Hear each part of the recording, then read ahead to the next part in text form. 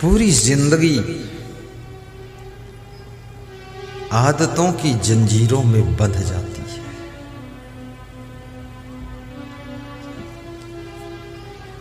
गलत क्या है, सही क्या है, सबको पता है,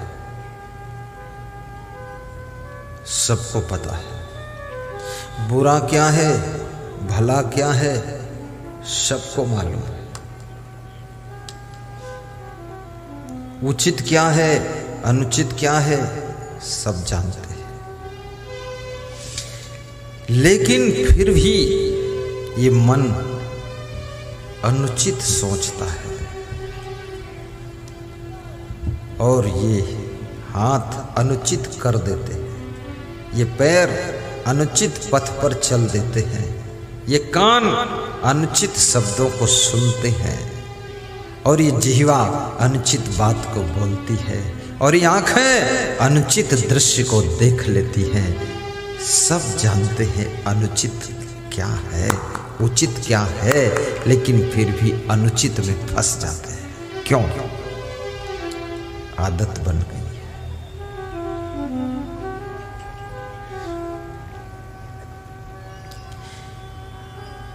जो देर से सोकर उठते हैं, रोज रोज सोकर उठने के बाद उनके बहुत से काम बिगड़ते हैं, तो फिर सोचते हैं अब कल से जल्दी उठूंगा।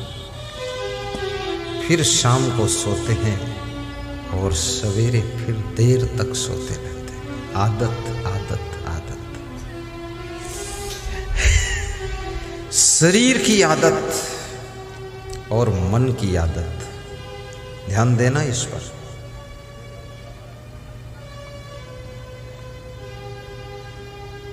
शरीर जब हैबिचुअल हो जाता है, जिस आदत को पकड़ लेता है, उस आदत को दोहराने के लिए शरीर मजबूर होने लग जाता है। तुम्हारी इंद्रियां मजबूर हो जाती है और मन जिस आदत को पकड़ लेता है, तुम्हारा मन भी मजबूर हो जाता है। मजबूरी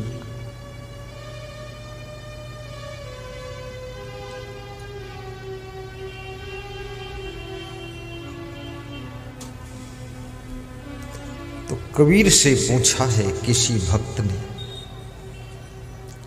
जीव कितने बंधनों में बंधा है और बंधन से कौन छुड़ाएगा। और बंधन किसी को पसंद नहीं है। बंधन भी दो प्रकार का है। एक तो वह बंधन है कि आपको कमरे में बंद कर दिया जाए, ताला लगा दिया जाए, अटैच लेटरिन बाथरूम बना दिया जाए, भोजन भी रख दिया जाए, तुमसे कह दिया जाए अब इसी कमरे में तुम 6 वर्ष बंद रहो। तुम 6 मिनट में घबरा जाओगे, अरे 6 साल तक इसमें पड़ा रहूंगा। उसी कमरे में तुम 60 वर्ष से रहते हो और उसी बाथरूम में लेटरिन जाते हो और उसी कमरे में भोजन खाते हो, उसी में सोते हो, उसी में बातें करते हो, उसी में 60 साल बीत गए। लेकिन यदि ये कह दिया गया कि अब 6 वर्ष तक इसमें से बाहर नहीं निकलोगे, कुंडी लगा के ताला मार देते हैं, बस तुम्हारा मन छटपटाने लग जाएगा कि हम बंधन में आ गए। क्योंकि 60 साल तुम उस कमरे में रहे तो हो, लेकिन जब इच्छा हुई है तो कमरे से बाहर हो गए, फिर अंदर हो गए, फिर बाहर, फिर अंदर, फिर बाहर। जितनी इच्छा हुई उतना अंदर रहे, जितनी इच्छा हुई बाहर रहे, पर अब बंद कर दिया गया कमरा, अब बाहर नहीं हो सकते हो। अब तुम्हारे मन को पता चल गया कि अब अंदर के अंदर ही रहना पड़ेगा, अब बाहर नहीं जा सकते। तुम्हारा मन चिंतित हो जाएगा, दुखी हो जाएगा। जेल में क्या है? जेल में क्या भोजन नहीं मिलता है? मिलता है। जेल में क्या कपड़े नहीं मिलते? मिलते। जेल में नाश्ता भी मिलता है। जेल में तो कई जेलों में तो सुबह पूजा पाठ भी होता है, और जेल में फूल फुलवारी भी है, और जेल में मकान भी है, जेल में छत भी है, कंबल ओढ़ने के लिए रजाई गद्दा बिछाने का सब कुछ है। लेकिन फिर भी लोग जेल जाना नहीं चाहते हैं, जेल से बाहर रहना चाहते हैं। क्यों? जेल में तो ऐसा मकान है जिसे तुम्हें बनाना भी नहीं पड़ा, और भोजन भी ऐसा जिसके लिए खेती बाड़ी करना नहीं पड़ा। सब फ्री व्यवस्था, गवर्नमेंट की ओर से सेटिंग, आराम से रहो। क्या बात है। लेकिन कोई जेल जाना नहीं चाहते, सब जमानत लेकर बाहर आना चाहते हैं, बेल पर बाहर आना चाहते हैं। क्यों? क्योंकि जेल में बंधन है।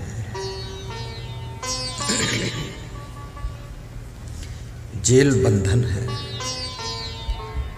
भगवान श्री कृष्ण का जन्म जेल में हुआ था। जन्म लेते ही भगवान भी जेल से बाहर निकल गए। भगवान भी जेल में रहना नहीं चाहते। फट से भगवान के पिताजी ने डलिया में रखकर यमुना पार करके बाहर कर दिया कि मेरा बेटा जेल में नहीं रहेगा। जेल, याद रखना, जेल में सब कुछ है, खाने पीने सोने की व्यवस्था है, फिर क्या नहीं है? जेल में स्वतंत्रता नहीं है। स्वतंत्रता नहीं। जेल से बाहर स्वतंत्रता है। जब इच्छा हो सत्संग में आकर बैठ जाओ, एक फूल गुरुदेव को चढ़ाओ, एक बिस्कुट ले जाओ, मुस्कराओ, दान कर सको, हंस सको, सबसे मिल सको। जीवन का आनंद स्वतंत्रता में भी छिपा हुआ है। लेकिन तुम जेल से बाहर हो, फिर भी तुमने अपनी स्पेशल जेल बनाई है। और एक जेल नहीं, एक एक आदमी ने 10-10, 20-20 जेल तैयार किया। कोई बीड़ी की जेल में बंद है, कोई सिगरेट की जेल में बंद है, कोई शराब की जेल में बंद है, तो कोई बुरी आदतों की जेल में बंद है, कोई बेविचार, अनाचार, दुराचार, भ्रष्टाचार की जेल में बंद है। न जाने कितने प्रकार की जेलें तुमने तैयार किया है। तुम्हारी जेल तुम्हारी बनाई हुई है। उन जेलों में तुम गुलामी कर रहे हो, तुम स्वतंत्र नहीं हो, तुम बीड़ी के बंधन में पड़े पड़े। इसलिए तुम सुखी नहीं हो। ये जो लोगों के चेहरों पर खुशी नहीं दिखाई देती, इसका कारण यही है कि ये सब स्पेशल जेल में पड़े हुए हैं।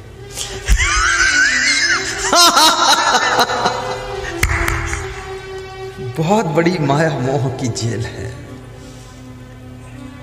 कितने माँ बाप कहते हैं क्या करें, बेटे बहू के तांडव की वजह से घर में रहने की इच्छा नहीं है, लेकिन अब माया मोह की जेल में फंसे हैं तो पड़े हैं, क्या करें। माया मोह की जेल,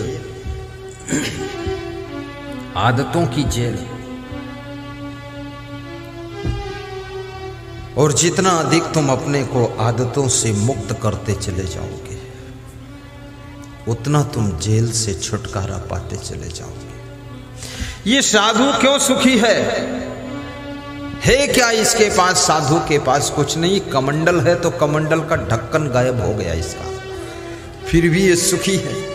अरे पगड़ी पटना में छोड़ के आया है और ढूंढ रहा है अजान में कि यहां पगड़ी कहां।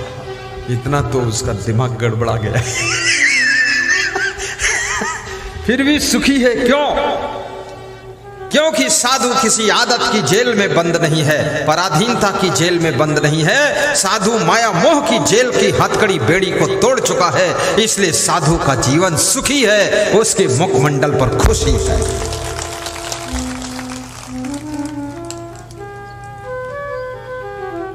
तुम क्यों आए हो गुरु के पास?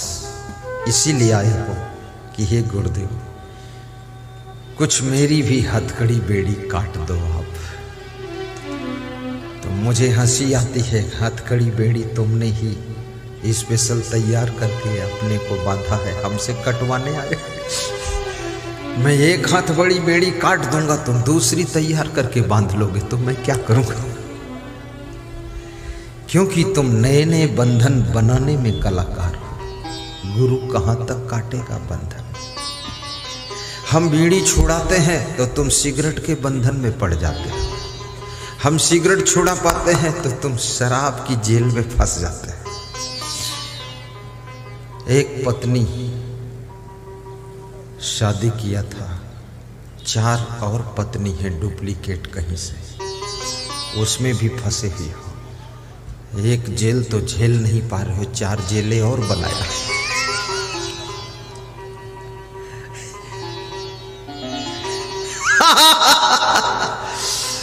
एक आदमी कह रहा था मेरे ऊपर ओवरलोड है, तो हमने कहा कैसे ओवरलोड हो गया? तो बोला एक से विवाह किया, दूसरी से प्रेम किया, तीसरी से प्यार किया, चौथी से लफड़ा किया।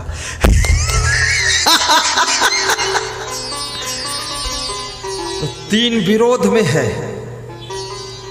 एक साथ में है।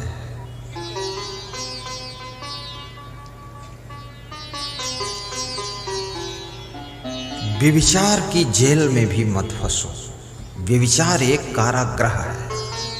शराब की आदत बहुत बड़ी जेल है, और शराब की आदत में यदि फंस गए अब छूटना मुश्किल है। कैसे छूटोगे? क्योंकि फिर शराबी तुम्हारे दोस्त बनते हैं और शराबियों की टीम इकट्ठी होती है, शराबियों की जमात तुम्हारे साथ है और शराबियों का तुम नेतृत्व करते हो। इस दुनिया के अंदर कोई भी तुम कार्य करो, तुम्हारी जमात बन जाती है, तुम्हारी पार्टी बन जाती है, टीम बन जाती है। अभी तुम नई पार्टी बना दो बिहार में, उस पार्टी का नाम रख दो कि भारतीय मूर्ख पार्टी। देखो कितने मूर्ख उसमें शामिल हो जाए। मूर्ख पार्टी, भारतीय मूर्ख पार्टी। कोई पार्टी बना दो, चोर बन जाओ, 20 चोर तुम्हारे साथ तैयार हो जाएंगे, जमात बन गई। ताश खेलने के लिए बैठ जाओ, 10 मूर्ख ताश खेलने के लिए तुम्हारी जमात में शामिल हो जाएंगे। और सबसे कीमती चीज अगर मनुष्य के पास में कुछ है तो क्या है? सोना, चांदी, हीरा, जवाहरात, कपड़ा, गाड़ी, घोड़ा, ये सबसे कीमती है? नहीं। सबसे कीमती जो है उसको तुम रोज व्यर्थ गंवाते हो, रोज गंवाते हो।